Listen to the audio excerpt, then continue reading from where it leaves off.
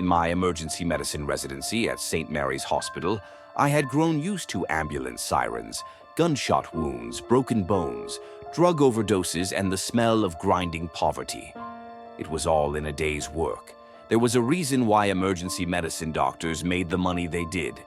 Already this morning, a patient hit me in the face with her purse after I denied her a prescription for oxycodone. I could hear that we had a screamer threatening the admissions clerks as I was charting on my iPad into MedHost, a drunk and disorderly from the city jail who had presented with the incredibly high blood pressure of 261/136. The overhead pager echoed throughout the department.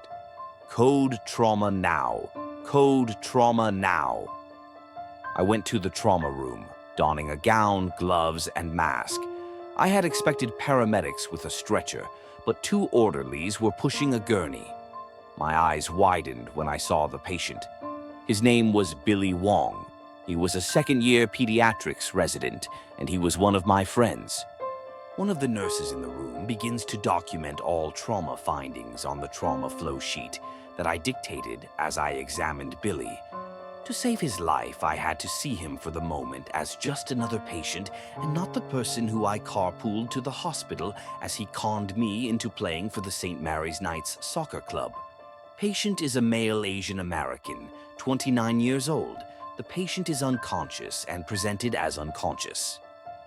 I turned to the orderlies who brought him in. What happened?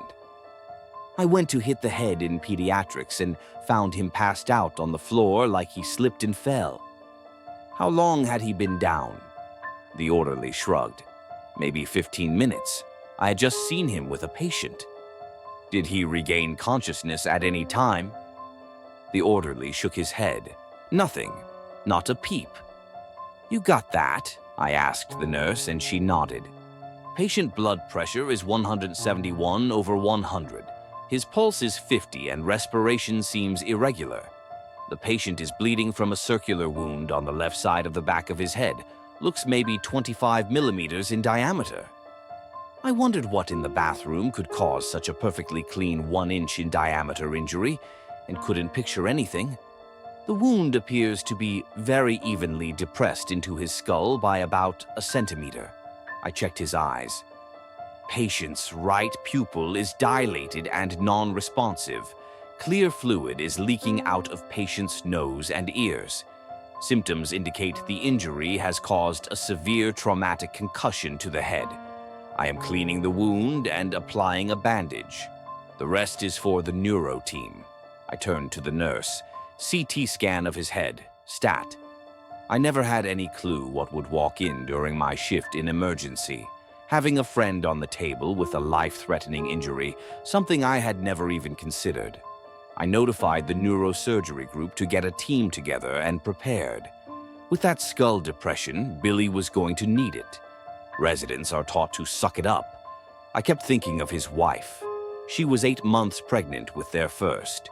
She could be a widow by the time the shift was over. I saw my wife and my children. This time, I couldn't just turn my feelings off like a machine. I tossed my gloves, gown, and mask in the trash. I will be right back. I went out the back doors of the emergency department and went to the chapel. There, I lit a candle and said a silent prayer. I kept visualizing the location of the injury. What part of the brain would be injured? Would it be the temporal lobe or auditory cortex?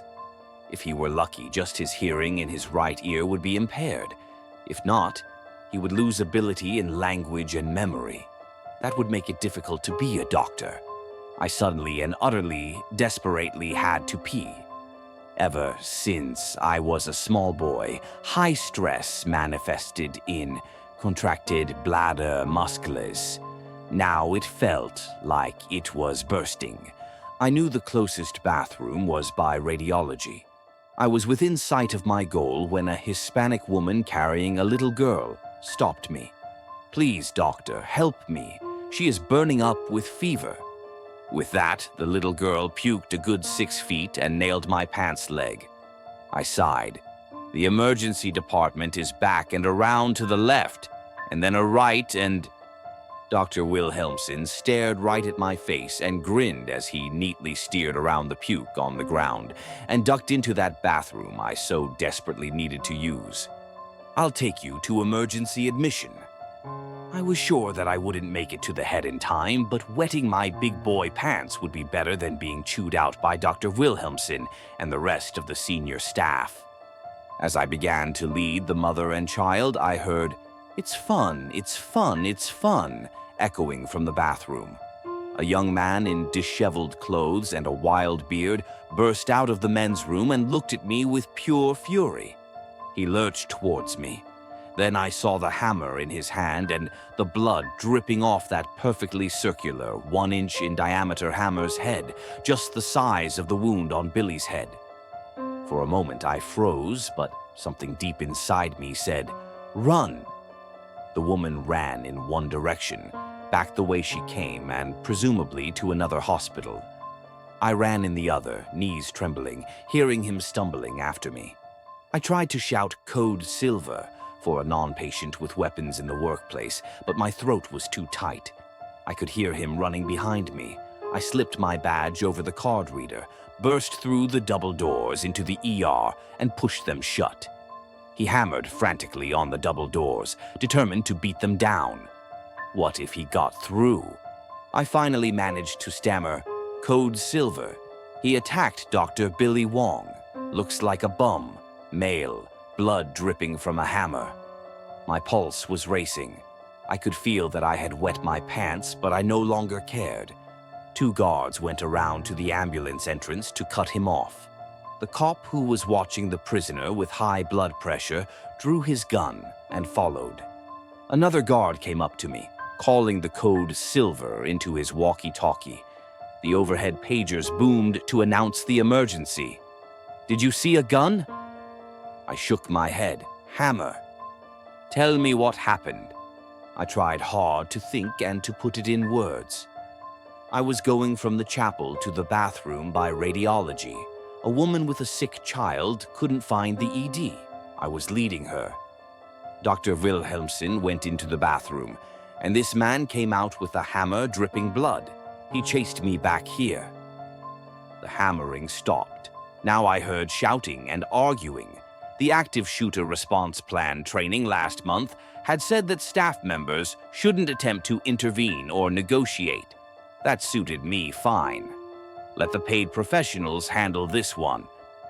I hit the ED's shower. The hot water and then changing into my spare scrubs calmed me. Then it was time to go and suck it in and pretend to be a doctor. I pulled another narcotics overdose. As I was spraying Narxin up the young man's nose, 2 middle-aged men with shoulder holsters printing through the jackets of cheap suits knocked on the door of the treatment room and waved badges at me. I had the nurse take over. One of the cops turned to me. "Are you Dr. Patrick Murphy?" I nodded. "Yes." "This is Lieutenant Romero. I'm Lieutenant McCarthy. We're from Homicide Division." My eyes widened. "Homicide?" "Yes. We understand you were near the bathroom where Dr. Wilhelmsen's body was found." My mind raced. I felt dizzy. The bathroom I almost went in.